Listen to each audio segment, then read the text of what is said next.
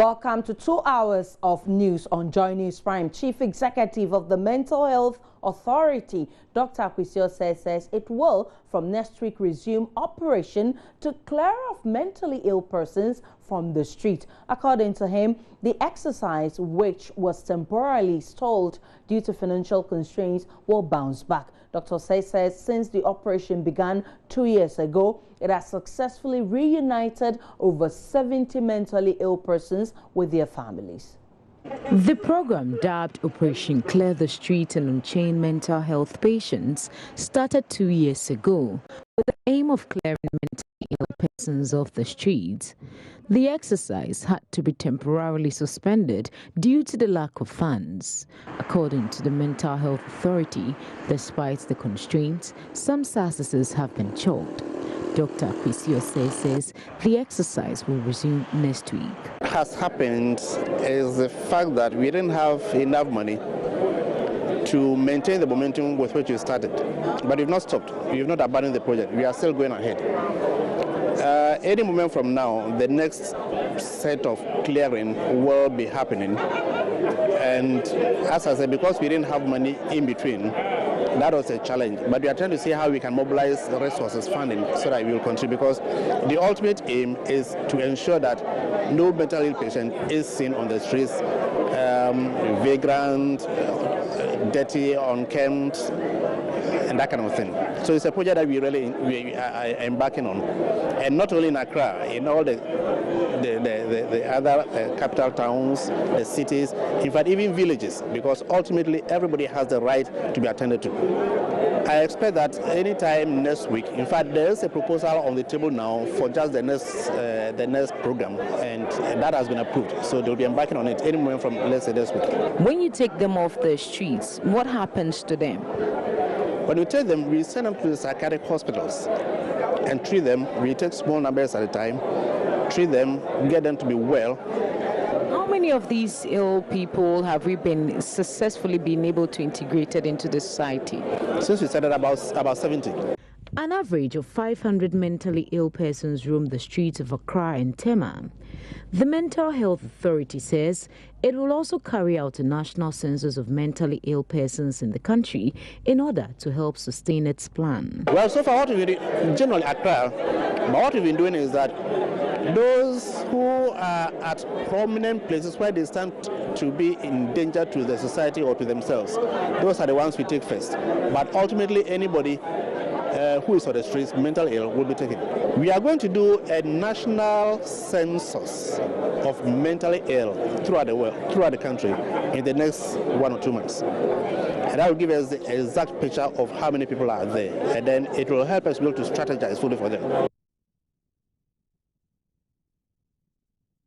Now, some staff of the North Tongue District Assembly in charge of payment for development projects will be surcharged over paying to contractors. Now, Abic Enterprise Limited and Big Target Limited, though did not execute projects awarded them according to specifications, received over 0.46% and 46.32% respectively of the initial budgeted amount for the projects. This was revealed after an audit team carried out a performance audit on the implementation of capital projects by the Assembly between 2012 and 2015. Now, the audit team recommended that officials directly or indirectly involved in the payment process be compelled to refund the variance of the budgeted amount to central government. Joining us, Fred Kwame Asari filed this report. The performance audit was implemented under Ghana Strengthening Accountability Mechanisms Project, GSAM, funded by US aid, with an objective to strengthen citizens' oversight of capital projects so they can demand information on development projects in their respective districts. It is also to enhance accountability, transparency, and improved performance at the local government level. 50 district assemblies went through the performance audit nationwide, where North Tongue District Assembly was 1 out of 5 districts in the Volta region. The audit team took into consideration how the top 2 highest paid capital projects funded by the District Development Fund and the District Assembly Common Fund between 2012 and 2015 were executed from the planning stage through to the awarding and completion of the projects. In North Tongue, the audit team interviewed Assembly officials on 2 projects, a slaughterhouse at Aveime and a 6-unit classroom block at Bator, which were constructed by Abig Enterprise Limited and Big Target Limited, respectively. The audit revealed that these construction firms, though did not complete their work according to specifications, ended up receiving more than the budgeted amount for the project. Abig Enterprise was paid 70,321 Ghana cedis instead of the budgeted 70,000 Ghana cedis, while Big Target Limited was budgeted to be paid 112,000 Ghana cedis, but eventually received 163,800 Ghana cedis after completion of work. The audit team also found some defects in the building and recommended that the contractors return to site to correct the defects to the specified design. Nevertheless, Northern District Assembly was scored 45% in executing capital projects due to poor planning, budgeting, evaluation, and supervision of projects amid other oversights. The Northern District Coordinating Director, Eric Agbo, who affirmed to the findings of the audit team, assured that management of the Assembly would take into consideration the recommendations by the audit team to eschew such flaws in the future. No system is perfect. What we all strive for is perfection. I believe our current position in terms of the ranking is a wake-up call for us to remedy the situation. If certain issues went wrong in the past, that doesn't mean that we should continue doing the wrong things. We have taken note of whatever report has been given us, and we will study it and also come up with our remedial steps. So in a nutshell, we will put things in place to remedy the situation come next time around. Traditional authorities in the district have described the Assembly being marked down in the execution of development projects as distasteful.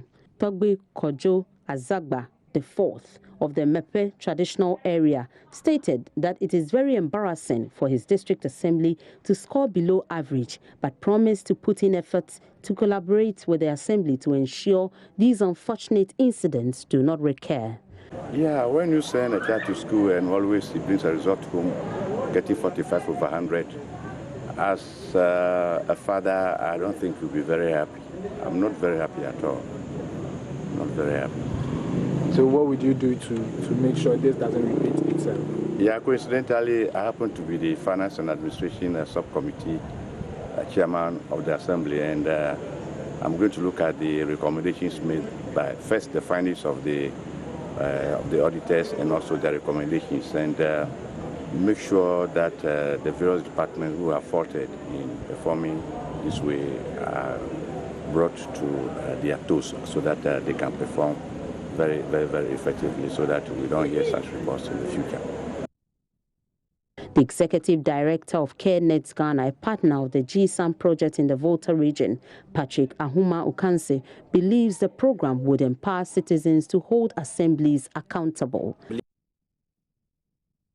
Let's go politics now, because the New Patriotic Party has warned of possible reprisal attacks if the ruling National Democratic Congress does not desist from perpetrating violence during the ongoing limited voter registration exercise. My colleague Prince Apia joins me on telephone from the Ashanti region, where the party addressed the press. Good evening to you, Prince. Good evening. So who addressed this conference, and what are the concerns being raised by the party? Okay, it was the head of security and intelligence for the regional headquarters of the New Patriotic Party, Lieutenant Colonel Retired Abebio Shrebo. He addressed the press conference some few minutes ago, and their concerns is that first they cited some various some places. One at Safari-Mampong, where recently 2 days ago, some NDC tags, supposed NDC tags, went there to disrupt the process and intimidated some MPP persons who were there to vote. Another incident they cited was that of Jinase, where some macho men went there, the same incident, and another one at Kono. So these issues, together with the Fox FM incident where NPP communication director has been arrested as a result. And for them, they are saying that these things are becoming one too many, and the attempts are running out. For them, they want the security agencies and authorities to, speak to these people, call them to order, else they are going to, so to say, attack in a similar style if nothing is done about it. So, and that was the concern of NPP earlier today during the press conference. And have you been able to speak with the police, and what is the police saying about these allegations?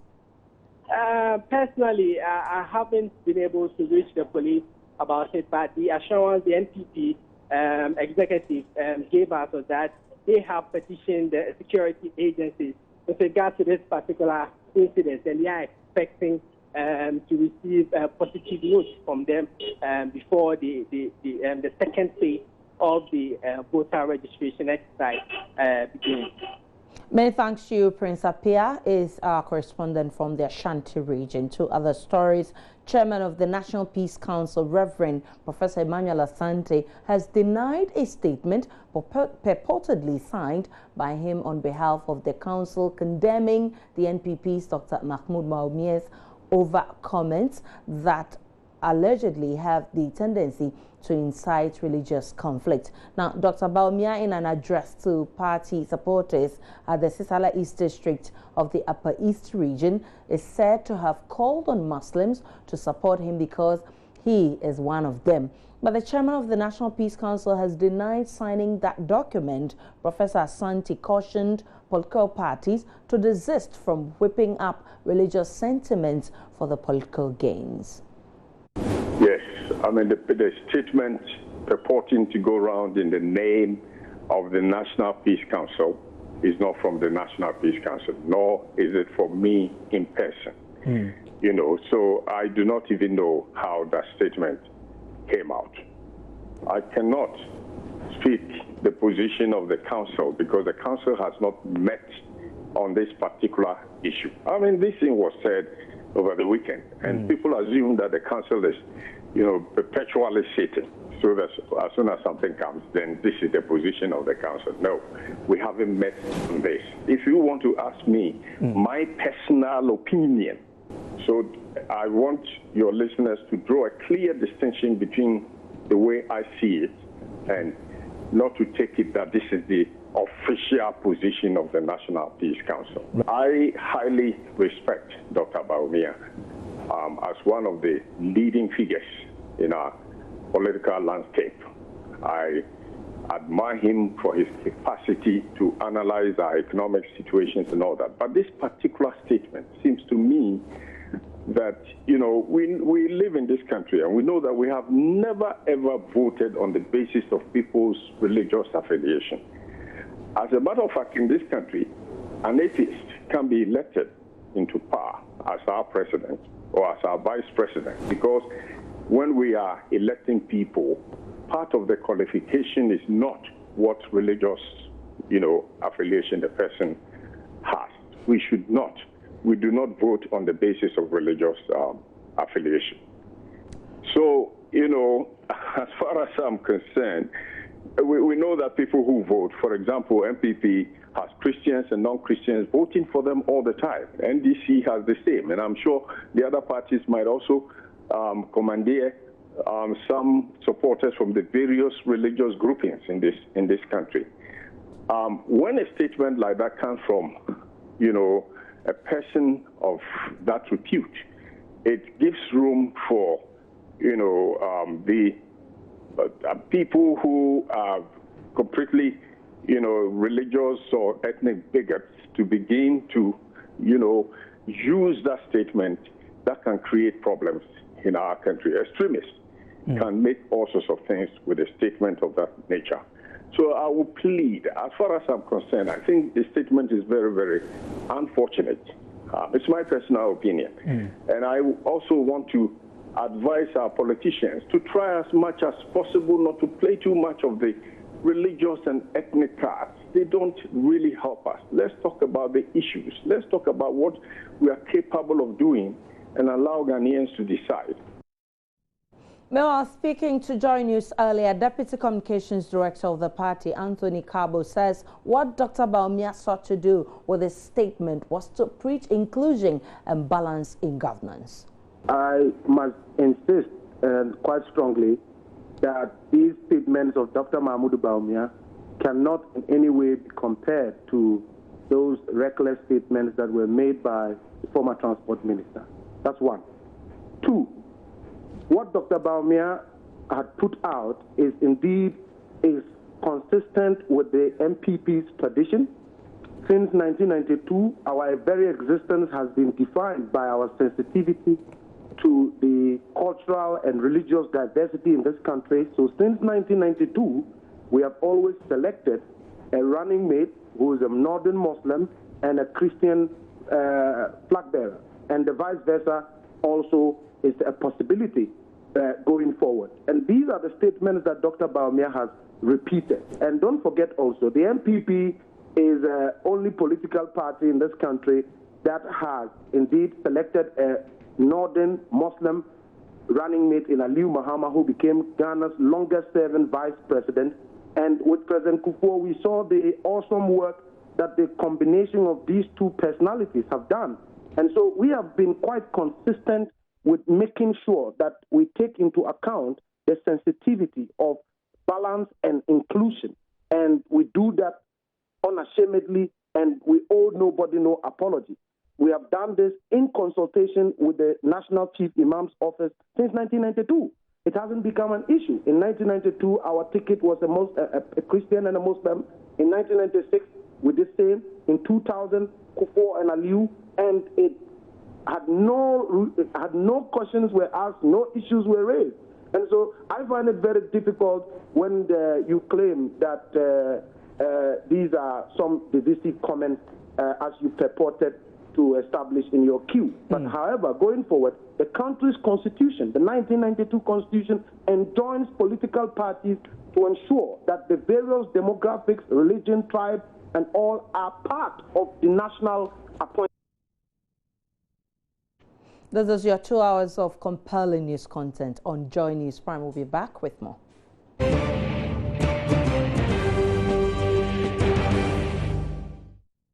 Indeed, this is Joy News Prime. Welcome back, and now to the rest of our stories. The Ghana Psychological Society says it is willing to offer free counseling session for Christopher Bama, the 16-year-old boy beaten and tortured by 3 military officers in the northern region for allegedly stealing a mobile phone. Now, the victim, who is steadily recovering from the injuries he sustained from the 6-hour torture, is yet to recover from his traumatic experience. Speaking to Joy News after being discharged from the hospital, much of his account of what happened to him that day was incoherent. Public Relations Officer for the Ghana Psychological Society says it is ready to offer free assistance to the young boy and many others seeking psychological assistance.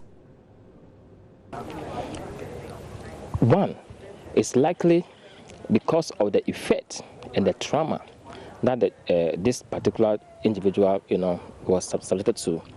If that person is not given some form of psychological remediation, that trauma can lead to post-traumatic stress disorder, where the child is going to relive that kind of experience, going to have flashbacks, is going to be anxious, is going to have some form of fear when the child is entering premises of the military, for example, the fear, So these are the effects we're talking about. So this particular child needs some form of psychological assistance. The Ghana Psychological Association, we are here. We have clinical psychologists who can handle this particular child and give him some form of psychotherapy. So are you willing to assist this young? 100% willing. I read somewhere in the dailies that the doctor has referred the child to see some, I think, psychiatrists or psychologists at the University of Ghana Medical School, the Ghana Psychological Association. We are there to offer help not only to this particular boy, but anybody who is going through any form of psychological disturbances. We are there to help. We are there to support society. What kind of help? So does this come at a price? Oh, no. At the moment, we offer our services on pro bono. We don't take anything. We are here to serve Ghana. We are here to serve society. So, because we have experts here, anybody who is going through any challenge can call on us, can come to the University of Ghana Psycho Department, and we will refer that particular individual to an expert in the area to see to their proper, psychological remediation. We will do that for free. Due to the lack of classroom block, children at the Dabila community in the Bolgatanga East constituency often walk 6 kilometers every day to the nearest school to access upper primary education. This was because there was no classroom block to accommodate classes 4, 5, and 6 at the Dabila Primary School. That problem is now over because mobile telecommunication network Airtel Ghana has put up and furnished a 3-unit classroom block for the school.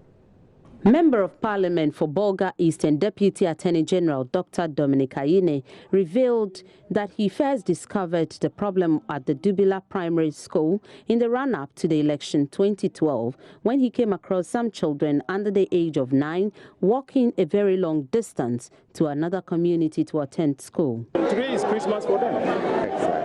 Today is Christmas. I'm sure some of them have never owned a bag in their life, and much more to have a branded, brand new bag. It is a very great day, for them. I'm sure it's a day that a lot of them will grow up to remember.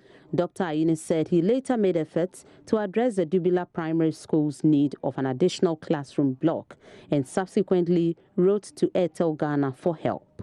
Airtel Ghana responded to the need of the Dubila Primary School through its flagship corporate social responsibility program, Airtel Touching Lives. The mobile telecommunications company has now put up a 3-unit classroom block and furnished it for the Dubila Primary School.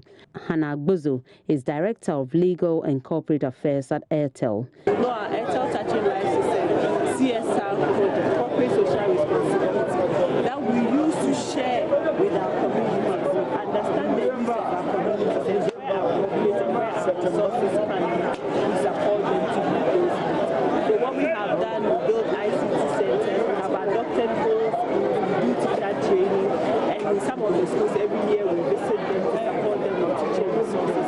This is one of our key projects here. And we have also done something with the women basketball. But this is our first time, and we have been very enjoying the work done so far, and we look forward to more. In addition, Airtel Ghana gave each pupil a branded school bag, school uniform, and some educational materials. Headmaster of the Dubila Primary School, Daniel Ania Asembono, expressed gratitude to Airtel Ghana for the gesture, calling for more help for the school. Albert Soris report. And still to come in this bulletin, General Secretary of Industrial and Commercial Workers Union unhappy that majority of Ghanaian workers struggle to make ends meet despite claims they are better off now compared to last year. We'll be back with the business segment. Stay with us.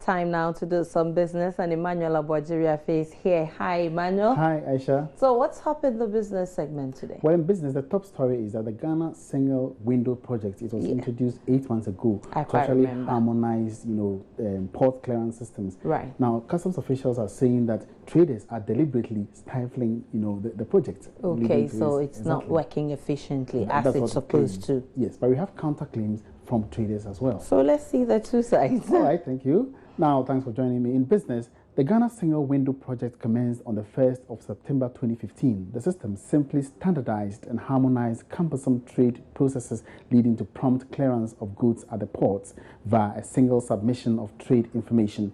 The aim was to greatly increase transparency, speed up clearance, and reduce corrupt practices in the system. However, exactly 8 months after its inception, customs officials say traders are rather slowing down the process as they fail to comply and submit relevant data for processing on time to enhance the system. Julius Aweya Kantum is the Chief Revenue Officer, Customs Technical Services Bureau of the GRA. Real reason why the delays occur are, one, they don't submit the right documents. They don't submit the complete information that is required for us to process and produce the CCVR. In which case, where there's non-compliance, it takes time to verify things, and therefore the length of time, which is supposed to be 48 hours, then extends. But that is not our making. That is because the traders have not complied. So when we talk about 48 hours, it's important to make this point. When we talk about 48 hours, we are talking about compliant trade. That is to say that the trader voluntarily provides all the information that is necessary for us to be able to process and produce a CCVR. In the event that the trader is incapable or knowingly provides what I will call fictitious documentation or falsifies information or provides wrong information, then it takes much longer to process and then produce a CCVR. Well, in reaction to these allegations, however, the shipping manager for Japan Motors, Adobia Esiama Abuaji, says there are lapses in the operation of the single window system that must be thoroughly checked instead of laying the blame entirely at the doorstep of traders. Speaking on Business Live on Joy News, Adobia Esiama Abuaji lamented the system lacks an appropriate feedback system that would consider the concerns of traders in order to respond accordingly. I don't totally agree with Julius. Of course, I can't speak for all traders. There might have been a few occasions where they might have a reason to say that traders haven't submitted accurate information on their shipment. But I don't think that is the situation on the ground. There are traders who are very, very compliant, submitting documents on time, and are still suffering delays. And the question is why the delay? Because if everything is online through the system, automation, electronic submission, there is no human interface, as he said, then one would expect that you should get your document or your CCVR on time. Again, before CCVR, as in single window came on board, we had the DCNet going through the EMDA portal to work on our IDFs, and then the destination inspection companies working on the CCVR. And one thing we realized with even GNCNet is that they have a support center. When you have issues and you call their support center, you get feedback in a very short, there's that swift response. But it's not happening with customs on the part, that is the CCVR. When you have issues, you either have a mailbox where you could send them a mail or call, and all that they tell you is that, okay, we'll get back to you. That's the end of the story. Nobody gets back to you. So you keep on following up. I believe that if we are actually working on a system where we want to eliminate the human interface to control corruption, then it should be managed properly such that that feedback will be there, that link will be there to assure traders that, look, you don't need to make attempts to physically get in touch with somebody to get your job done. Okay, so away from that, Joy Business Van, the 3-minute feature which airs on the Joy Business Report, has been adjudged the Entrepreneur Business Support Program of the Year. This was at the 6th Ghana Entrepreneur and Business Support Awards held over the weekend. The awards, organized by the Entrepreneurs Foundation Ghana under the auspices of the Ministry of Trade and Industry, recognized the contribution Joy Business Van has made in projecting entrepreneurs and highlighting their issues. Presenter of the program, Daryl Kwao, received the award on behalf of the Multimedia Group. The awards, which was held at the banquet hall of the State House, has been running for the past 6 years. It is aimed at recognizing and honoring outstanding Ghanaian and non-Ghanaian permanent resident entrepreneurs and serve as a motivation for budding Ghanaian entrepreneurs in the small, medium and large enterprises. Sam Atugezi is Chief Executive Officer of the Entrepreneurs Foundation of Ghana. We realize that the world is now moving very fast in terms of the private sector. So we think it is a need for us to change our Ghanaian entrepreneurs to start moving forward. And before we can do that, there's a need for us to organize this competitive award, which will let them know that, yes, there's a need for them to also compete internally before we can compete outside. That's basically the reason why we decided to come up with this awards. This year's award ceremony was themed the role of entrepreneurship in economic growth and private sector development. Minister of Trade and Industry, Dr. Ekos Gabra, who was keynote speaker, called for more public sector support for entrepreneurs. But it's high time for public sector workers to appreciate that they are raison d'etre. The very existence that they have, in most cases, is to support and promote the private sector and entrepreneurs, and not to impede them by delaying the processing of their documents or by seeking various kinds of incentives and inducements before they support what entrepreneurs are doing. So that's an area in which a lot of work needs to be done. Among the award winners were Eric Sedi Kutoche, Group CEO and Chairman of Sky Group of Companies, who was named Group Chief Executive of the Year. The award for Young Entrepreneur of the Year went to Dr. Elikem Tamaklu, CEO of Nyaho Medical Center, and Executive Director of Duraplast Ghana. Muriel Hiti was named Woman Entrepreneur of the Year. Executive Chairman of Fuel Trade Limited, Chris Chinibua, clinched the coveted Entrepreneur of the Year award.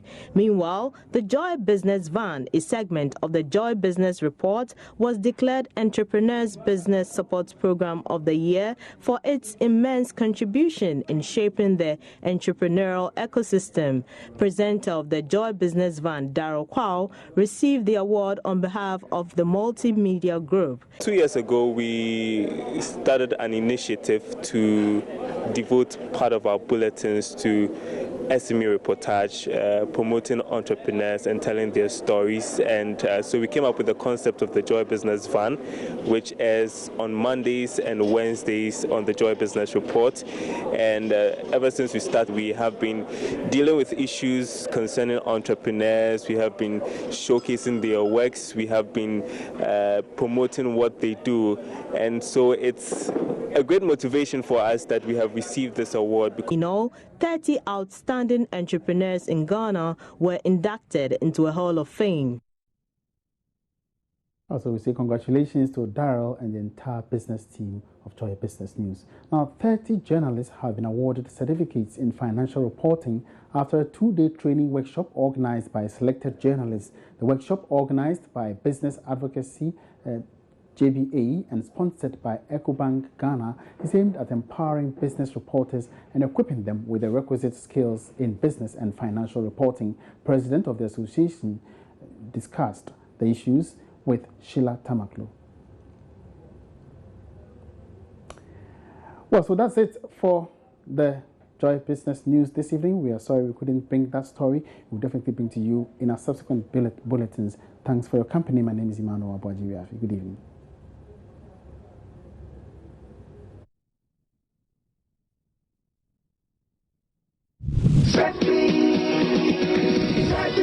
Sethi Realty brings you Ghana.Video City. Located 5 minutes from the Temamotore roundabout on the Pampram Road, Ghana.Video City is a gated community with infrastructural amenities like schools, clinics, and supermarket. It also has a 24-hour power backup and 24-hour security. Sethi Realty is offering a special promotion. Early buyers get fully furnished homes at no extra cost. Yes, you heard me, fully furnished homes. Call now on 0244 311540 or 0555 188 906 or visit us at www.sethirealty.com or facebook.com/SethiRealty. There's more than a heaven, Sethi Realty, the future for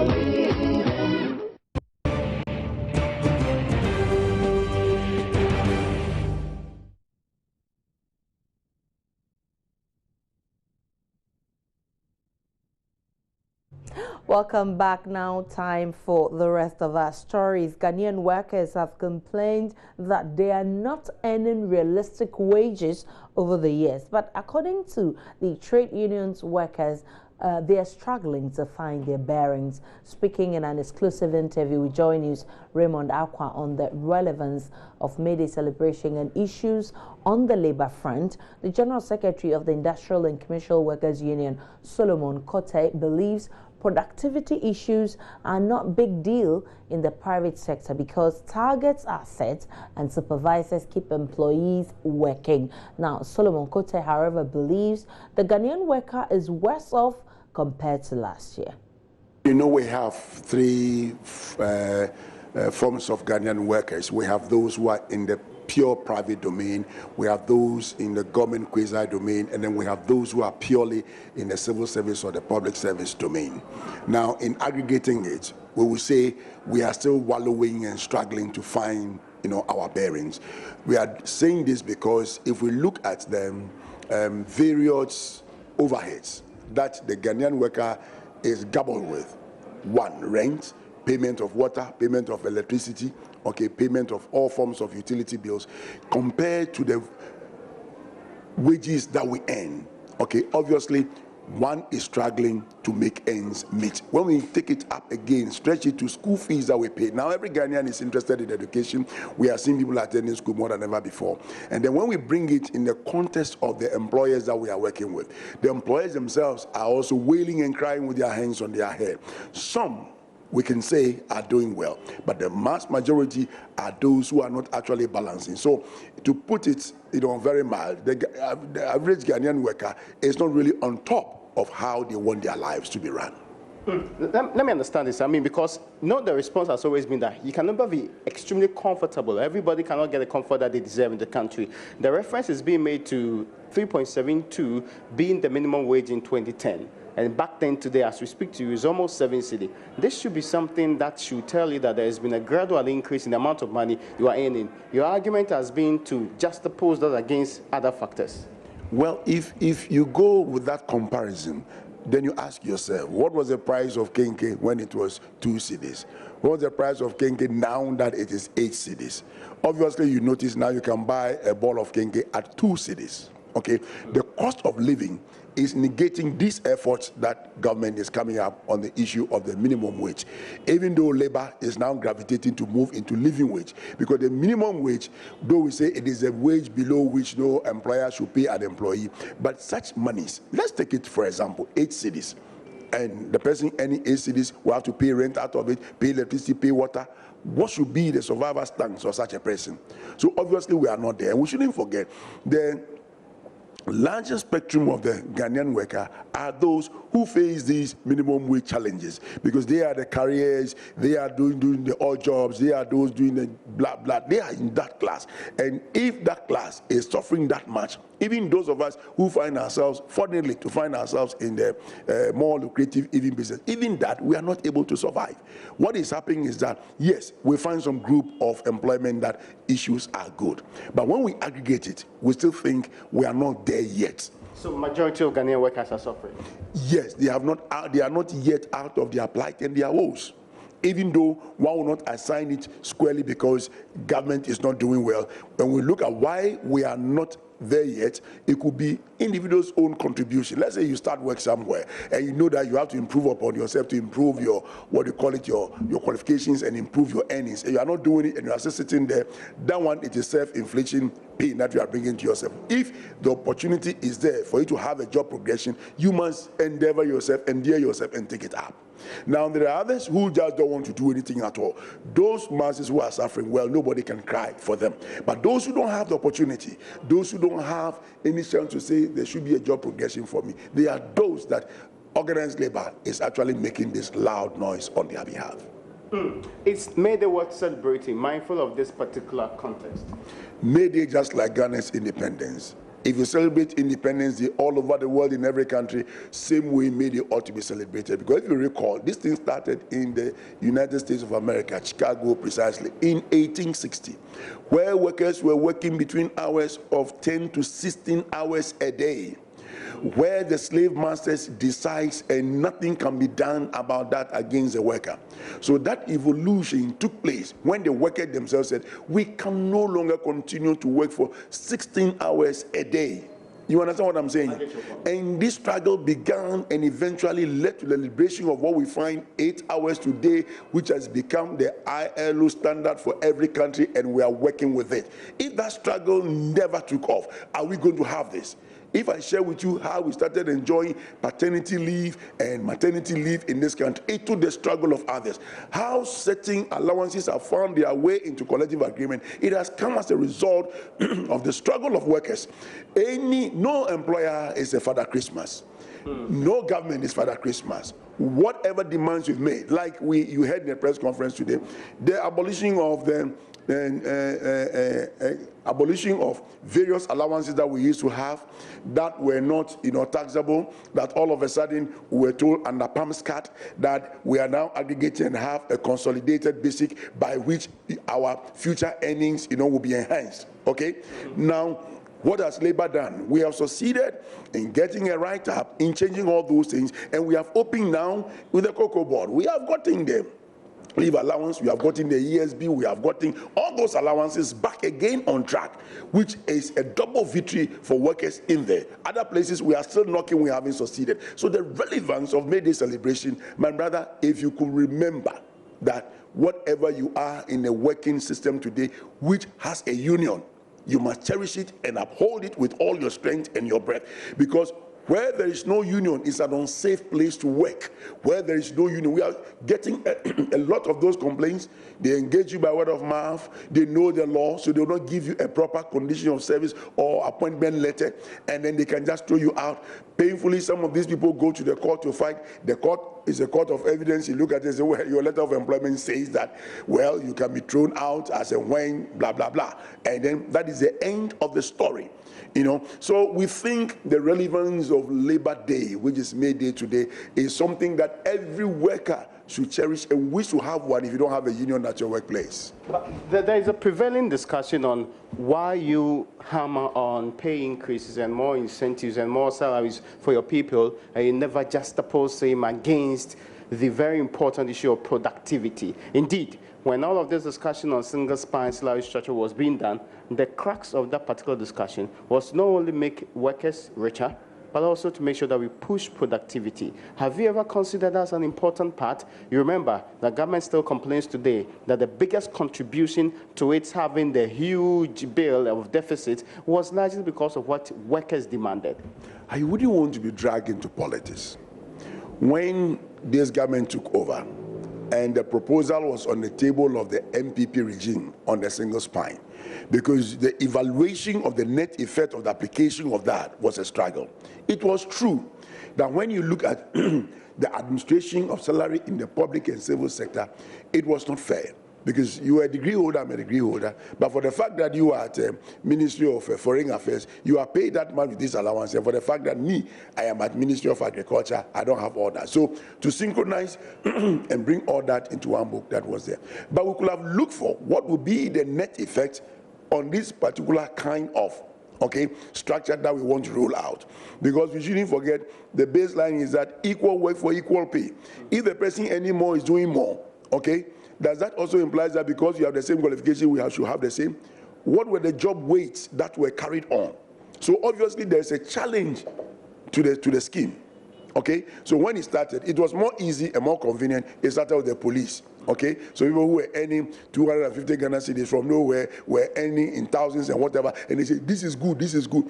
What about the implication? So we believe the cost and analysis benefit was not properly rolled out before this thing was put out there, because there are many more outside who are also calling that, look, put us on the grid and let's run. You know, the Ghanaian public sector worker is deemed to be lazy, not very active. He's deemed to be laid back, not necessarily one who cares much about the work of government. So really, the productivity has always been an issue.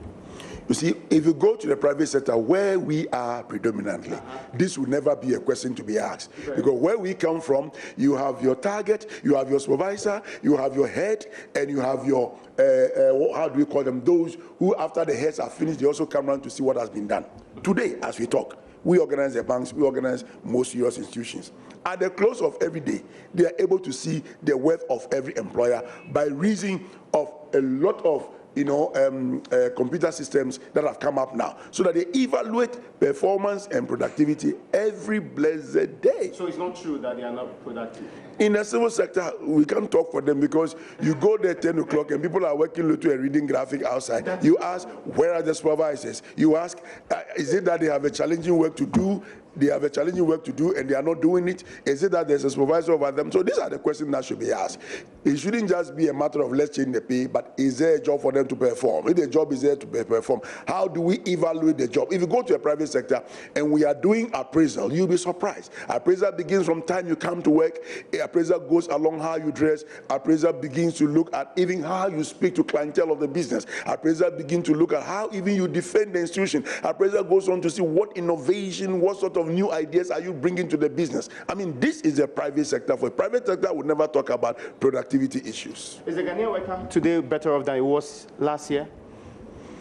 Well, we had a lot of hope, especially when the stability of these DUMSO came about. We were first to praise government and say thank you for bringing this stability, even though we were skeptical to say, can we wait to see about 6 months to see whether this stability can be enjoyed? Because we know that powering the Amera and the turbines now for us is really going to cost Ghanaians. And this is what every Ghanaian must appreciate, that we are no more using the hydro, we are now using a thermal predominant kind of energy mix. Exactly, and obviously the price of water and crude are never the same.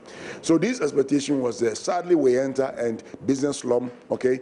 Business virtually not moving, and this one, the private sector is giving a clarion call on that. The private sector is saying that, look, things are not standing well. It is impeded on negotiations, it is impeded on what have you, and therefore we've not been able to get the usual flow that we have wished to have for our members. That brings in an important point. You have thrown the challenge out there that you have evidence that some companies are still folding up. I mean, we've not heard much of that. This was the doomsday period of 2014. In 2016, is there real evidence that companies are still folding up? We haven't said in 2016 governments are folding up. It was a president, His Excellency John Dramani Mahama, who was in Takrady, and he said he's throwing challenge. If he's challenged for 2016, absolutely he's right. But if he stretches his back, okay, to 2014 and 2015, then there are issues, then there are scores that we can put out there. Because that particular period was supposed to be from 2013, which he says that, contrary to the expectations, the papers and the figures he sees every day shows that really there has not been a net loss of jobs and businesses within the period. You see, sadly to say, our labor department that is supposed to take cognizance and stock of all matters of employment and unemployment, okay, is not actually functioning. So this shouldn't be a debate. If that source was there, it could work on. Or if various national unions will be challenged and say, come up. Look at our mining sector. But you are I'm coming. Yes. Union. Yes. Is there real evidence? Can you give figures, numbers? Look, let me share with you what happened in Ghana mines, okay, when the miners have folded up, where over 10,000 jobs have been lost. Anglo Gold Ashanti, Cummins, Atlas Poco, and the rest. Okay, there have been serious job cuts because they have folded up. Even though theirs is a cyclical issue, you mine at every decade there is some form of a recess or a challenge. So for us, we are very sure whoever wants to debate us should debate us not in the public domain. They should give us a paper and then we shall respond, and appropriately we get going with it. Okay.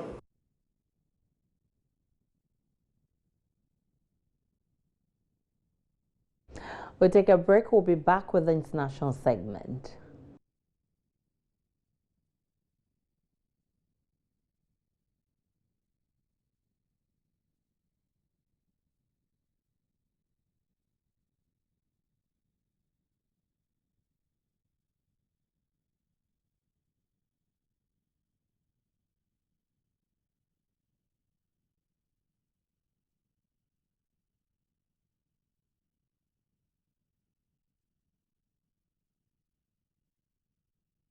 Time now to look at what will be coming up shortly on the interactive segment. And the running mate of the NPP presidential candidate has come under fire for purportedly using religion to canvass support for his party, the NPP. Also, the story has generated a lot of reactions on social media, and I'll be bringing you all that reactions. Then, Hearts of Oak's goalkeeper Sulama is trending for the wrong reasons after the Phobians lost to Kotoko this afternoon.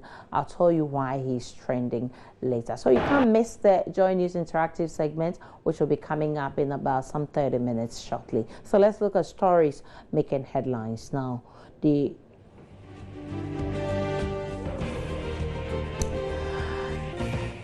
Now, the General Secretary of Industrial and Commercial Workers Union unhappy about majority of Ghanaian workers who are struggling to make ends meet despite claims that workers are better off now compared to last year. Some staff of the Northern District Assembly in charge of payment for development projects to be surcharged for overpaying 2 contractors. Now, the Mental Health Authority to, from next week, begin operation to clear off mentally ill persons off the street despite initial setbacks. In business, exactly 8 months after the introduction of the Ghana National Single Window Project to facilitate trade, customs officials blame traders for deliberately creating delays in clearance procedures.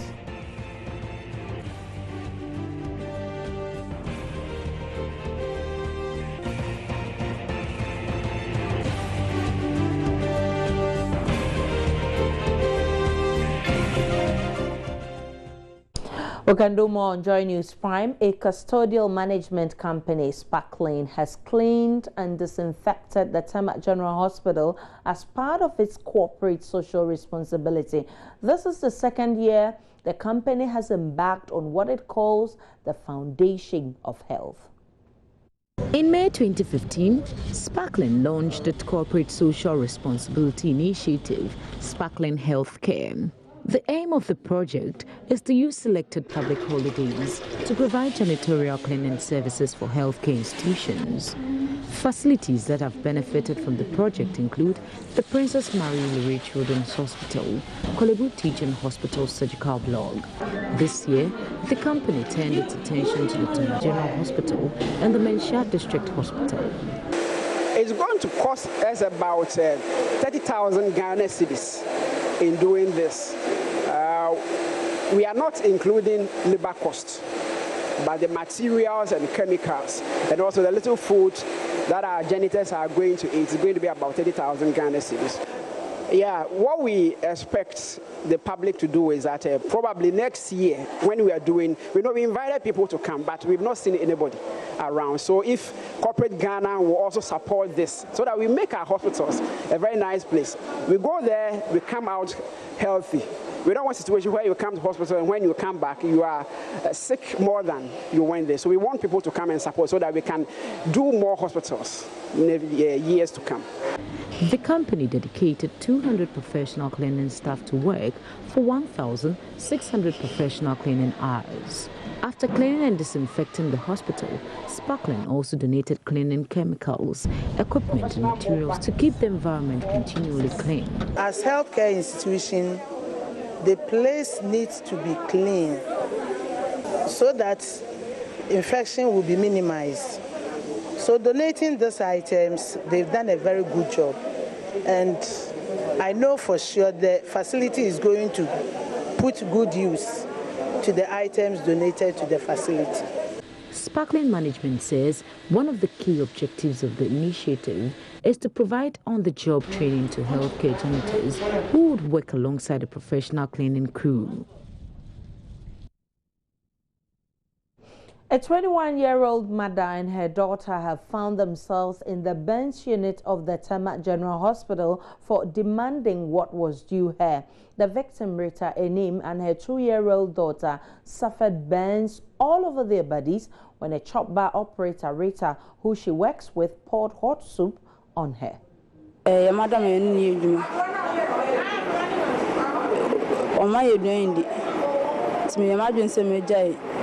Narrating her ordeal to Joy News on her hospital bed, Rita Enim said she had worked with Charlotte, who poured the soup on her for the past 2.5 months.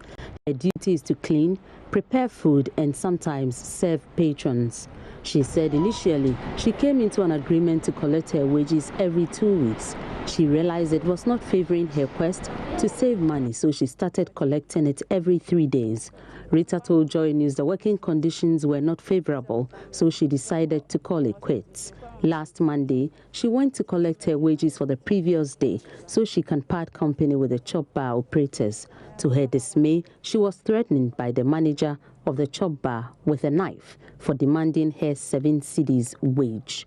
Nansana ode mimpobo abemameno otompobo abechementi menkofa ne chawetu no otobele meno embele nansana ode memede na yede amame. She told me to give her the slippers she bought for me before she would pay my 7 cedis. I followed her to her room to give her the slippers, but before I could turn away after giving it to her, she reached out for the bowl of soup and poured it on me and my daughter.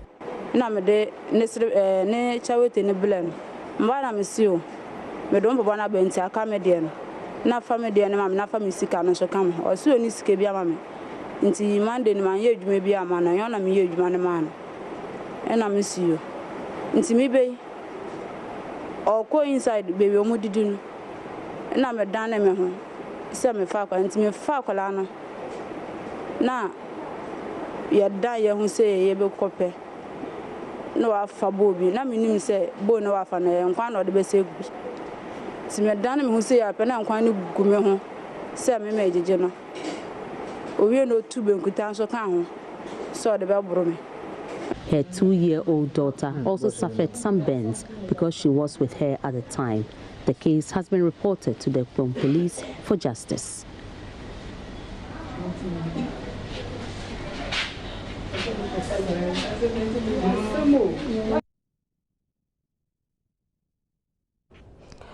Very sad story indeed. We'll take a short break. When we come back, it's entertainment.